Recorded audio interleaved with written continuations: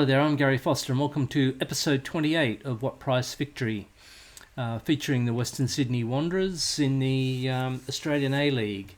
And today's game, we're getting down to the pointy end of the competition, the A-League competition that is, and we have a home game against Sydney FC, our fierce crosstown rivals in Sydney. Now, there's a little bit of extra spice attached to this, because if you have a look at the competition, Wanderers are on top of the tree, and thanks to Perth Glory imploding and not being able to win their games in hand, we now have a 7-point lead over Perth Glory with 3 games to go. So with 9 points maximum on offer, if we pick up the biscuits against Sydney FC, we will be declared champions of the A-League. That qualification there means that we've qualified for the semi-final series, but the benefit is to finish in the first or second position, so you don't have to worry about an elimination semi-final. So that, I think, is certainly certainly what's happened there, because Melbourne City on 41 points, they certainly can't catch us. So since you last joined us, which was only in the last video, we came unglued against Yongbok in the Asian Champions League, but the good news was that we qualified for the second round of the competition, and that's not played until September sometime, so that's towards the latter part of our pre-season. So let me go and do a little bit of admin, and I'll introduce you to the team that will take the park against Sydney. Okay, so here we are for the team against Sydney FC. A relatively familiar looking team, just a couple of subtle changes getting towards the end of the season, and I've got a number of players who are a little bit tired and emotional, so I'm hoping that they can get through 90 minutes between them. Got Mejias in goal, Traore, Baghulio, Triatis and Ugarkovic in defence, Bacchus and Aziz in midfield.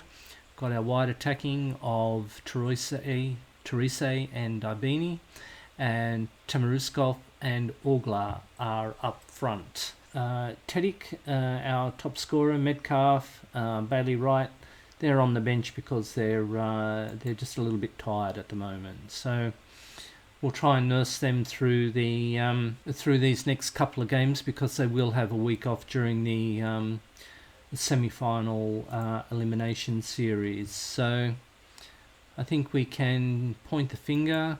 We don't want them to have fun. It's a big rivalry match, as most of our fans get out there and do it for the fans.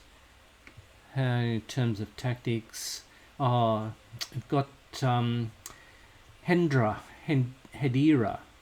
who has come in for our other assistant manager, Wozniak, who has been pirated by MacArthur.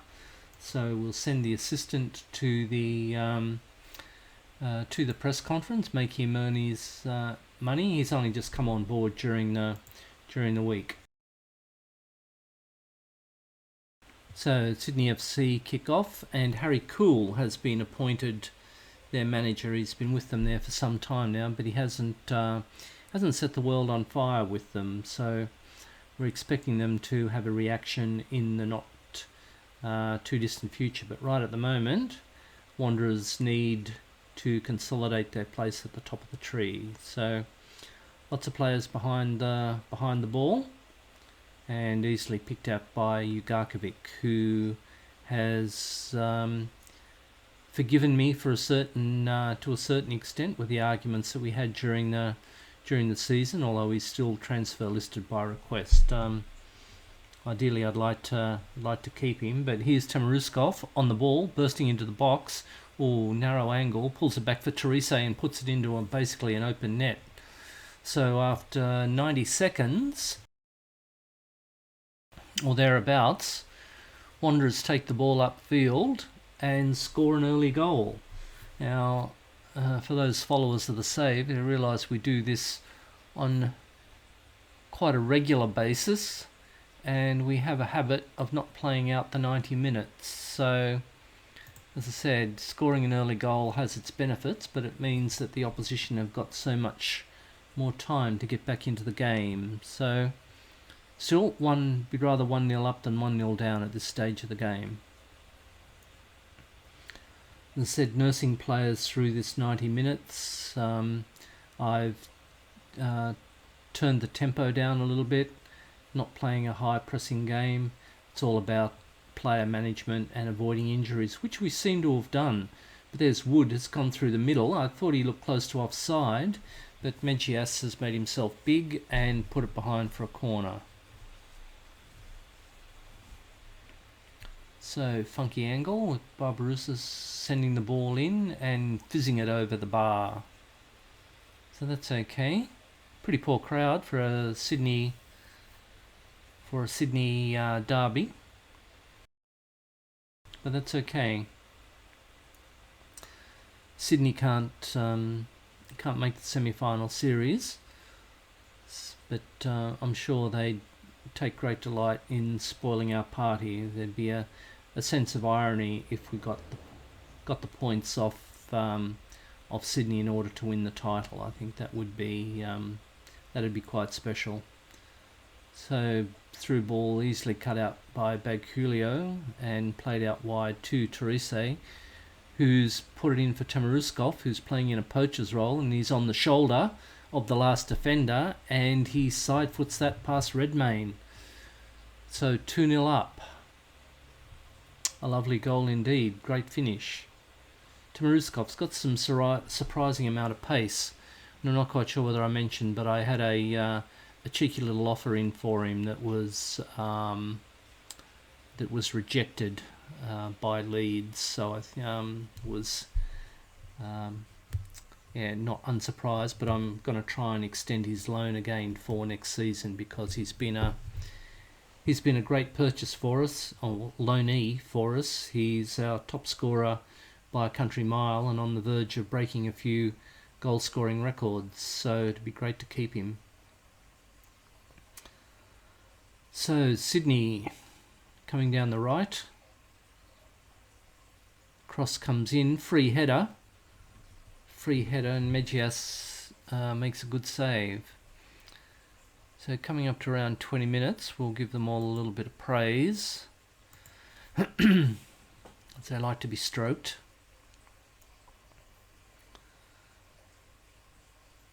Now, rides the tackle of Traore. He's still got the ball. Back heel.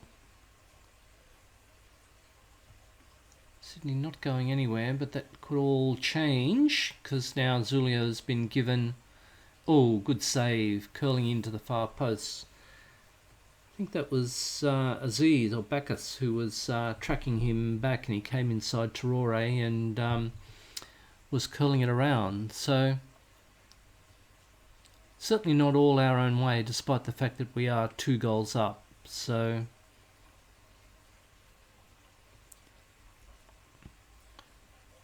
Redmayne with a long goal kick. It must be wind assisted. Triandos misses his chance, and Megias, I think he had it covered, but Triantos,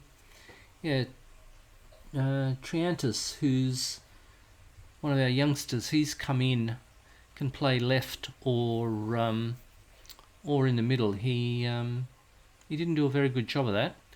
See, Tamaruskov in his favourite poaching role, he's on the shoulder of the defender again, and he's tucked that away. That is a good finish. That's Tamaruskov's best role, I think. He's on the shoulder of the last defender, and his stats are surprisingly good. So 3-0. Okay, that's good news. Get into half time. See, our fitness levels are starting to bottom out. Get into half time.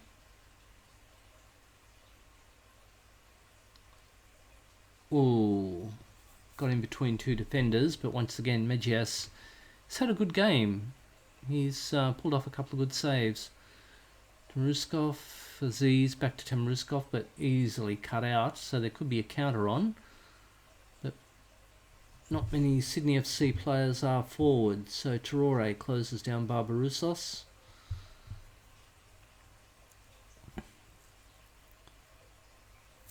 Okay, Sydney are content to play it around. I think we should be content to let them play it around. I'm going to put a pass back from halfway when your team's 3 down. That's fine by me. Traore cuts it out quite well. Therese and Traore do their bit. Aziz, who's been a good solid buy for us. Therese, who I'm looking at maybe replacing next year. He's getting into his mid-30s, but Abini says if you can still cross them like that when you're 40, I'll get on the end of those all day long. Yeah, so as I was saying, Therese is actually getting on a little bit, and I'm toying with the idea of maybe replacing him. But gosh, he puts in some good performances. They're very consistent. And Abini got front position and headed it home. So 4-0 on half time. So I think we can praise them. You're showing why we're the best team in this rivalry. Keep it going.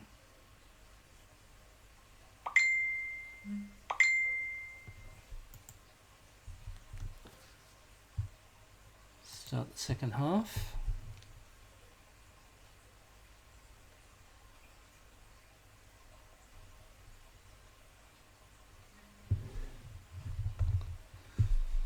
Okay, so now it's going to come down to fitness levels to monitor. Looks like Abini, Bagulio. And Bagulio he wasn't scheduled to do the whole 90 minutes anyway because of his fitness level. But there's Abini. Again, Temuruskov with a chance to make it a hat-trick.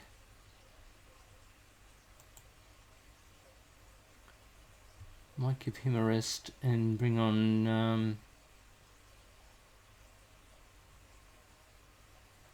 Najjarine. He's been playing okay when he comes on. He might he might have a more prominent role next year. The biggest disadvantage is that he's probably too versatile. Can play in a number of positions, but certainly good to have on. But here's Temuruskov on that second last defender, fires it in again, and that should be number 3 for him.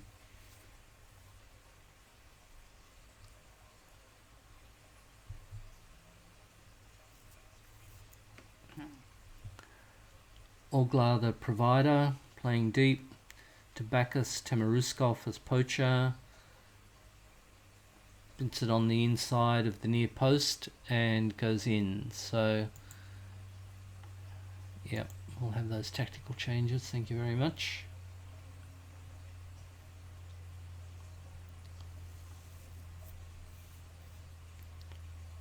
Yeah, so can't really complain about this performance. Ugla, no.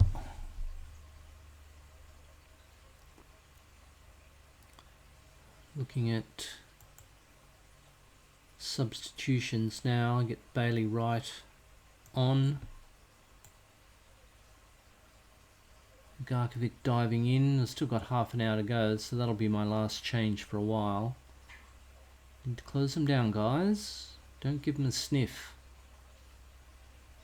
It's a rivals game, and keeping a clean sheet is what we want. Orglar takes it on the chest, little through ball. Oh, pull back for Therese. Cleared off the line, and Najjarine. He's got a little bit of space. Okay, thought he might have tried a cross. Garkovic, you're going to cross it. No. Play it into Aziz. Oh, good tackle.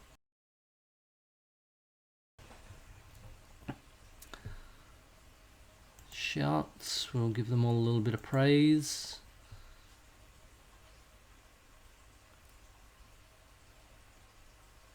They'll all react positive to a little bit of stroking. Garkovic up to Orglar. Now Nazarene rides the tackle. And he's made a bit of space.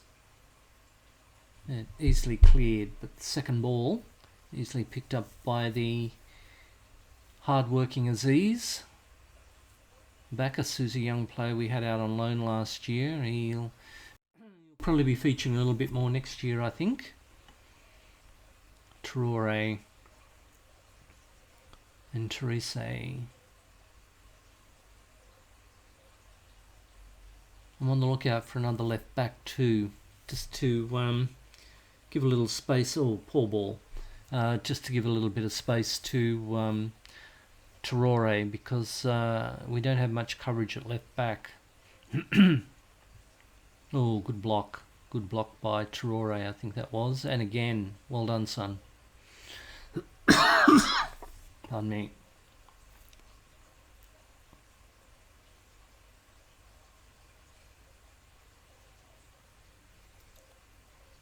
So, lob over to no one. We've got defenders behind the ball, but a couple of those Sydney FC players have got a little bit of space.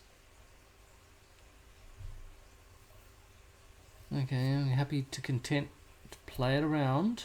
That's what you want to do.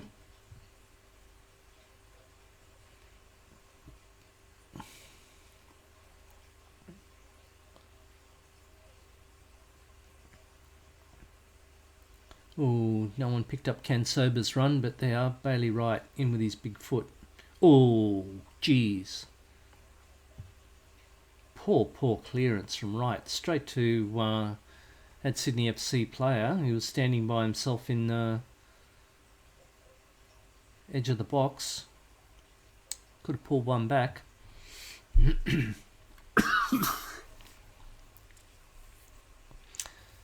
So Redmayne wants to dilly-dally, that's fine. Doesn't appear to be any urgency with Sydney, so give them all a little bit of encouragement this time rather than praise. Garkovic, poor header.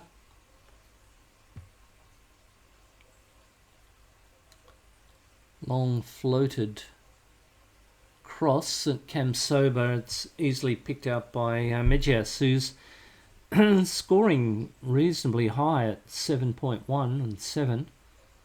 So he's had a good game. So anything Sydney have thrown at him, he's been able to deal with aplomb. Ooh, opened up in the middle, and another great effort, although it's the woodwork might have come to Mejias's rescue there. Okay, looking at maybe the midfield. Aziz can come off. Give Yuli a run. Connor Metcalf doesn't need a run. He's been tired and emotional. Temeruskov on the ball. Therese back to Temeruskov. Back to Therese. Bacchus lines it up and cracks it over the top.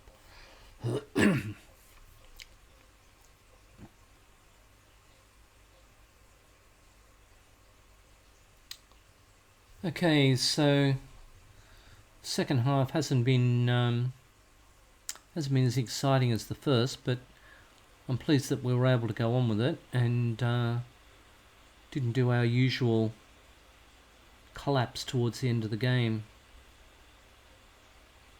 Sydney have had a lot of shots on target.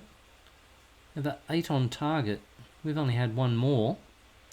But Mejias has plucked everything out of the air. But I think we've basically won it up front. And I think I've said before, if our front four are firing like they are today, 9.9, 7, 9, they're going to be doing well and winning. And here we are. We've won the title on our home soil at the expense of our local rivals. So well done, boys. Give it a shake.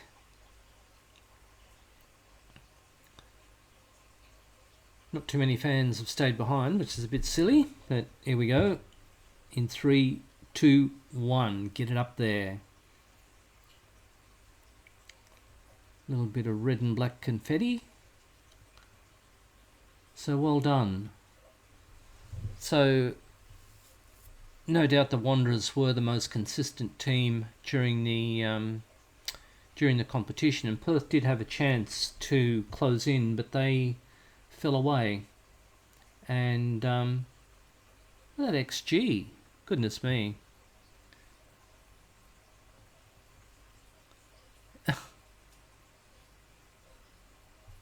There was 9 shots on target, but only an expectation of 1.59 XG. Same with Sydney. They had 8 shots on target, but an XG of only 1.56. That looks like a nonsense to me. Yeah. Anyway, doesn't matter. We'll go to the dressing room. We'll give them all a cuddle. And congratulations. Results everywhere means we're champions. Now, I'm not quite sure. There may be... Oh no, there shouldn't be a post-season wrap at the moment. That will be at the end of the A-League regular season, I think. At Perth Glory, they've left their run too late. Now 7 points. They've maintained the gap. But 7 points with 2 games to go isn't going to be enough for them. So we defended well. It's true, Anthony Allen. You did well. Okay, so a little bit of admin to do. The scheduling as such means that I'll play the next two games offline because they're superfluous now that we've won the comp. So Adelaide and MacArthur, there'll be a lot of squad rotation there to keep the boys fit for the semi-final series. So the next game will be in fact the semi-final series. Okay, so Melbourne will play Western United and Victory will play the Mariners, and Wanderers will play, I think it will be the winner of Victory and the Mariners. But that'll be happening in the next video. Whether we make that a standalone video or not is subject to change without notice. So we'll just work it out as we go. But there we have Western Sydney have been crowned champions. Although in the A-League you are considered the plate winners of the A-League regular season. You're the champions if you win the grand final. So we've certainly got that on our radar. So good news all around. Victory for the good guys. So we'll catch up with you in the next video. I'm Gary Foster. Thank you very much for watching. All the best now.